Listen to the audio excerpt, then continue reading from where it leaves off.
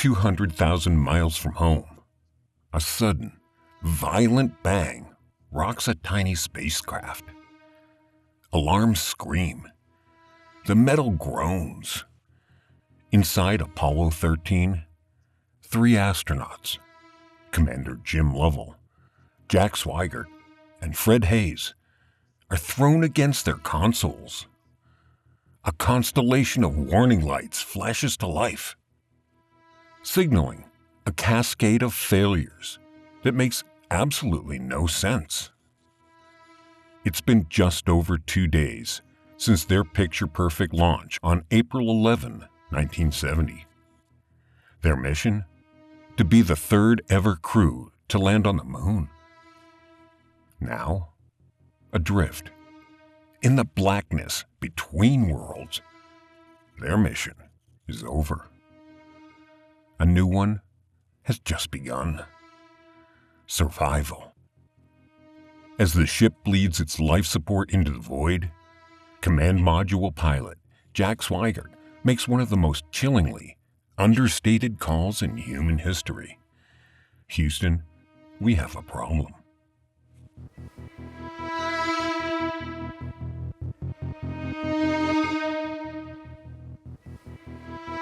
The Apollo 13 mission was supposed to be another victory lap in the space race. Commander Jim Lovell was one of NASA's most seasoned astronauts, joined by 2 rookies, Fred Hayes, the Lunar Module pilot, and Jack Swigert, a last-minute replacement for Ken Mattingly, who was grounded just days before launch over fears he might have the measles. For the first 2 days, the flight was almost boring. The crew even wrapped up a TV broadcast showing a relaxed and confident team coasting toward the moon. The disaster started with a simple, routine request from Mission Control. Nearly 56 hours into the flight, they asked Swigert to perform a cryostir, basically just flipping a switch to stir the super-cooled liquid oxygen tanks to get a more accurate reading. But hidden deep inside, oxygen tank number 2 was a time bomb. Damaged wiring insulation from a pre-flight test had been overlooked. When Swigert flipped the switch, a spark ignited the pure oxygen. The tank exploded with terrifying force. The blast didn't just destroy tank number 2. It crippled tank number 1 and tore an entire side panel clean off the service module.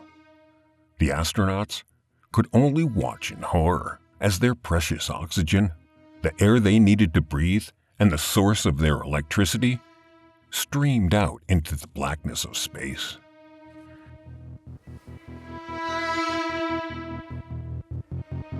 Back on Earth, Mission Control scrambled. The initial confusion quickly gave way to a chilling realization.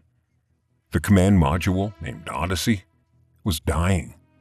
Without oxygen to feed the fuel cells, it was losing power and life support at a terrifying rate. There was no fixing it. The moon landing was off. The only goal now was to get the crew home, alive. Their only hope was the Lunar Module Aquarius, which was still attached to the command ship. Aquarius was built to support 2 men for just 2 days on the moon. Now, it had to be a lifeboat for 3 men on a grueling 4-day journey back to Earth. The decision was made with stunning speed. They had to shut down the command module completely, saving its last drops of battery power for one single chance they'd have at re-entry. The crew scrambled into the cramped lunar module, a vehicle that was never, ever meant to fly through deep space on its own. It was cold. It was dark.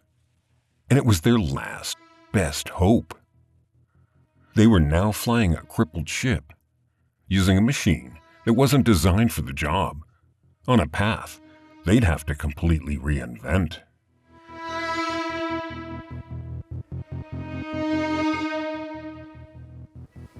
Inside the new lifeboat, the crew faced two new enemies: the creeping cold and the carbon dioxide they were exhaling. With the main ship powered down, the spacecraft had no source of heat. The temperature inside the cabin began to plummet, eventually dropping to just 3 degrees Celsius or 38 degrees Fahrenheit. Condensation formed on every surface, covering the walls and consoles in a chilling layer of moisture that literally rained down on the crew. Dehydration became a serious threat, as they had to ration their water to just a few sips per day. But an even more immediate problem was the air itself. The CO2 scrubbers in the Lunar Module were designed for 2 astronauts for about 45 hours. With 3 men on board, for what would be a 4-day trip, the carbon dioxide levels were rising to deadly levels. The command module Odyssey had plenty of spare CO2 scrubbers, but there was a seemingly ridiculous problem. The canisters were square. The ports on the Lunar Module were round. It was a life or death engineering puzzle of putting a square peg into a round hole. On the ground, a team of engineers dumped a pile of everything the astronauts had available on a table: plastic bags, cardboard from a flight manual, hoses from a spacesuit, and of course, duct tape. For hours, they tinkered, building and testing a solution. Finally, they had it: a makeshift adapter, famously named the mailbox, that would let a square canister fit into a round port. They radioed the instructions, step by step, to the exhausted crew, who painstakingly built the device. It looked absurd, but it worked. The CO2 levels began to drop, pulling the astronauts back from the brink.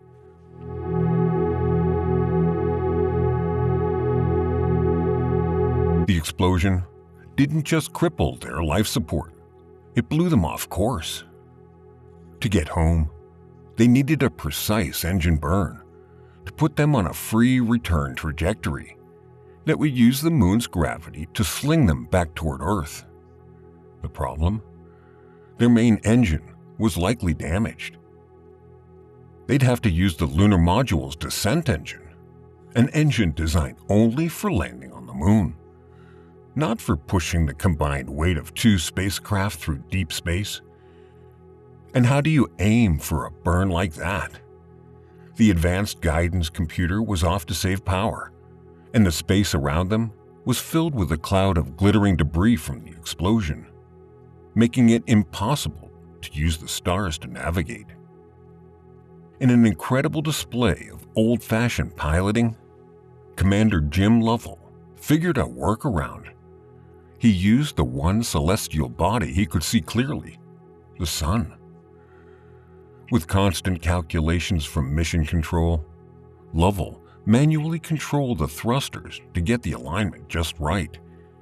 They fired the LM's engine for a full 4 minutes, a risky maneuver that had never been simulated. It was a huge gamble, and it was perfect. They were on a path home. The incredible story of problem-solving under the ultimate pressure is a powerful reminder of what people are capable of.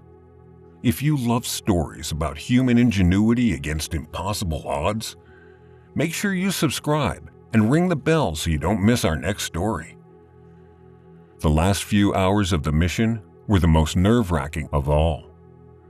As they neared Earth, the crew had to perform a series of procedures that had never been tried before.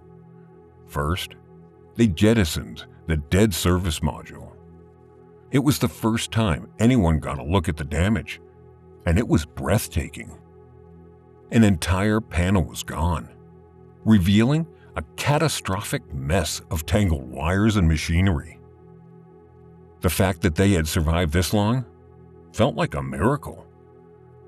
Next, it was time to say goodbye to their lifeboat, the Lunar Module Aquarius.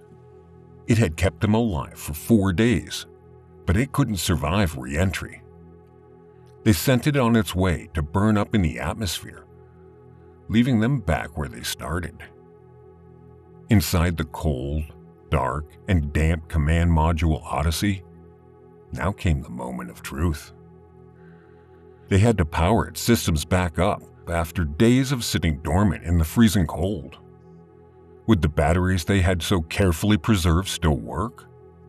Would the condensation on the panels cause a fatal electrical short? Working through a checklist of over 500 items long, a checklist written in just a few frantic hours by the team on the ground, they brought the ship back to life, one system at a time. The last hurdle was re-entry. As Odyssey slammed into the Earth's atmosphere at nearly 25,000 miles per hour, the intense heat created a shroud of ionized gas, causing a communications blackout. Everyone on the ground knew to expect it. But this one just kept going. It lasted for 87 agonizing seconds, longer than predicted. A silence so long that many feared the heat shield had failed. Then, a voice crackled through the static. It was the crew. They'd made it. A few moments later, a television camera caught the beautiful sight of Odyssey's 3 main parachutes blossoming against the blue sky. On April 17, 1970, 6 days after it launched, Apollo 13 splashed down safely in the Pacific Ocean.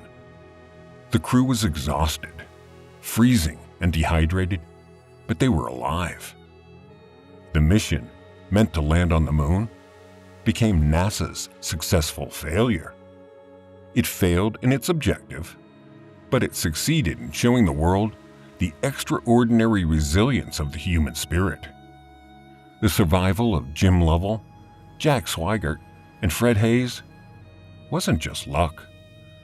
It was the result of calm leadership in the cockpit, breathtaking ingenuity from hundreds of engineers on the ground, and a level of teamwork that turned one of NASA's darkest moments into its absolute finest hour.